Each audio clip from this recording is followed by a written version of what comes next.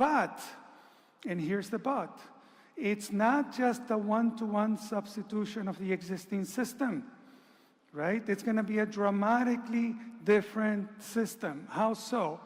So when I asked my team, let's design a 100% solar, wind, and battery system for every place on Earth. Is that possible? And if so, how much is it going to be? So we looked at how to design the new system, and we came up with essentially a transformation. It's not going to be a one-to-one substitution where you swap out coal or gas or whatever and you put in solar and batteries. That's not the way it's going to happen. Essentially, if we design the new system for the trough, so today we design electric power for the peak. If you design it for the trough, meaning the darkest week of the year, when you get the least sunshine and the least wind, if you design it for that week, then what is going to happen is that you're going to generate so much more energy the rest of the year, right? And if you design it that way, essentially, you can power pretty much every place on Earth. Alaska can be powered. Germany can be powered. Denmark, with a 100% solar, wind, and battery system. I went to Kotzebue, Alaska, 50 kilometers north of the Arctic Circle to do the numbers. And it works, right? Again, here's my lovely wife who comes with me to many of these trips.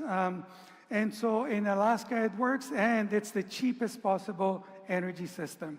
In Germany it works, and it's the cheapest possible energy system. And you don't need seasonal storage. You don't need hydrogen.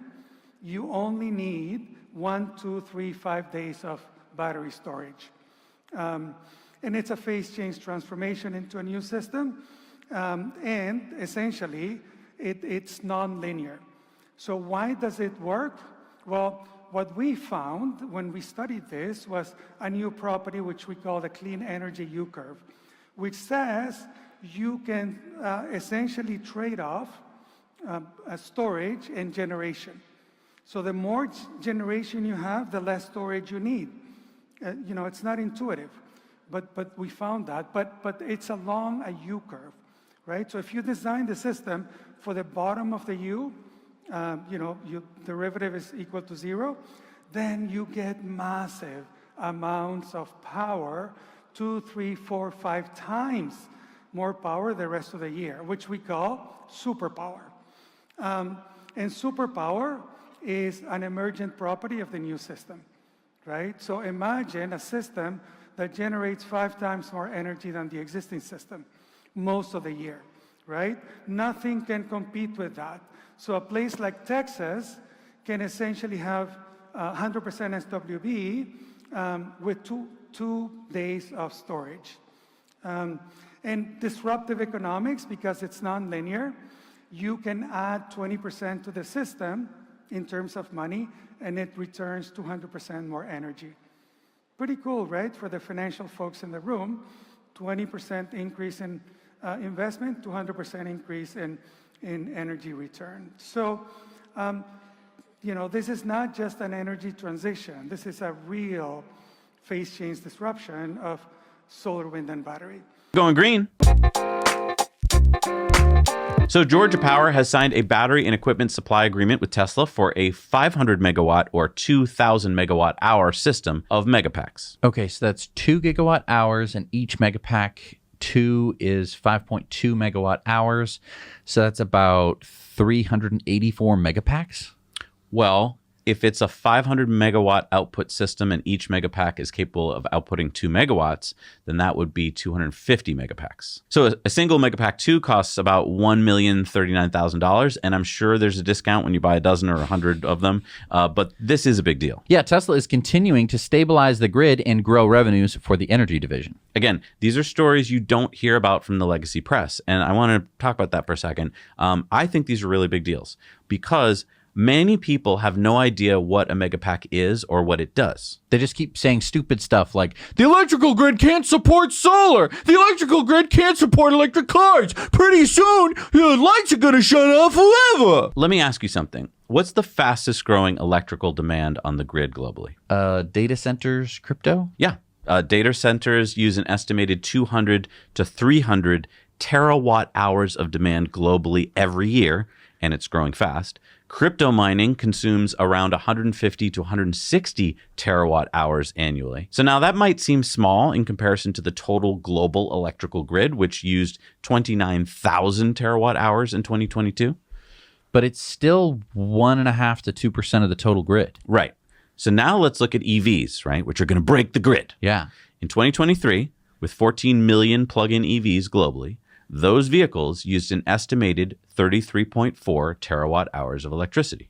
33.4 terawatt hours versus 450 terawatt hours. So do you think crypto or data centers are going away anytime soon? No, they're growing every year. Right. But I don't hear people at the water cooler going, how's the grid going to deal with all this crypto and data centers? They just go, it's solar power and EVs that are killing the grid. No, they're not. So if that happens, if EVs destroy the grid, then long before that, data centers and crypto will destroy the grid. So that's what I'm saying. The media wants to sell a story. EVs are bad. Solar, wind, bad. No, it's actually making your grid way more resilient because with all these batteries means resiliency. And again, when we're talking about batteries, this giant megapack in Georgia is just one of many projects that Tesla is building. Right. I mean, wind, solar, and batteries are the fastest growing power generation types, and it makes sense. So let's get our energy from the sun, people. It's just that simple. All right, so here's one of those stories that you can share with your uncle who hates EVs and is always hitting you with this false fuddiness crap at family gatherings. You know, I was reading this article that my buddy sent me on the internet. You know, he emailed it to me, and he said that EVs are going to break the electrical grid, and we're all going to die, and the lights are going to go out because you drive that Tesla there. I mean, what do you say to that? Well, Uncle Grumps, a study just conducted by Synapse Energy Economics going back 10 years and studying electric usage data from 735,000 EV driving households in California found that actually EV owners helped make the electrical grid cheaper for everyone. According to their research, utilities netted $1.7 billion in profit over 10 years. And because U.S. utilities are not allowed to keep excess profit, they in turn had to lower the electrical rates for everyone, including you, Uncle Grumps.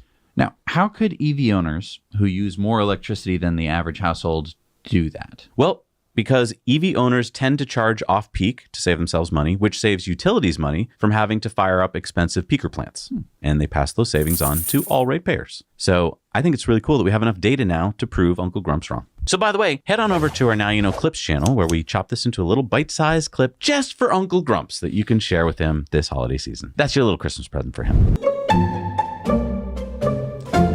We've read and heard from a lot of people who are positive towards EVs, but have this one catch. Yeah, they say, I don't see how the electrical grid is going to keep up with the increased demand and how we're going to be able to install enough EV chargers. So let's start with the first part by going to this post on X. Gemma says, solar is the fastest growing energy source ever. This trend is durable and needs to be considered separately from other renewables when forecasting future growth. Consider wind plus solar. If we treat them as a group and extrapolate their growth, we get the following graph. So gray is solar, green is wind, blue is when you combine them both. But if you go to the bottom graph, you get to see that this is not going to be linear. It is actually exponential, and Elon said, exactly. So back to the fear or the objection, whatever you want to call it, about electrical grids not being able to handle all these extra EVs. Let's look at worldwide oil production over the past 120 years. Oh, okay. Yikes. Now transport yourself back in your mind to the early 1900s when the gasoline-powered automobile was first appearing. It would have seemed impossible to the average person that we would ever go from producing practically zero oil to producing thousands of terawatt hours of oil in just a few decades. All those drilling rigs, both onshore and offshore. All those pipelines, all those tanker ships. Having to build the Panama Canal and the Suez Canal. Oil refineries. Thousands of gas stations with underground tanks. Impossible, people must have said. So much infrastructure will have to be built. It could never happen. But it happened. And going back to this solar chart, we're going to quadruple the amount of electricity from wind and solar in the next 7 years. 7 years. 13,000 terawatt hours. Because it's not linear, it's logarithmic. It's just that humans are really bad at seeing exponential change. Our minds are linear machines. And so again, when people go like, oh, but will there be enough electricity? Yes! There will be clean electricity. That's the exciting part here. It's cheaper than any other source of electricity because it comes fresh and hot from the sun every single day. I like that. If that was my solar company, I would call it Fresh and Hot. Get your fresh and hot solar, eh? Look, if you'd like to become your own fresh and hot solar energy provider, go to our friends at Energy Pal. They are the battery experts. They are the solar experts. They're going to help you go solar for less, and they know everything about it, and they'll give you all that information for free. Tell them Zach and Jesse sent you. Link is down below.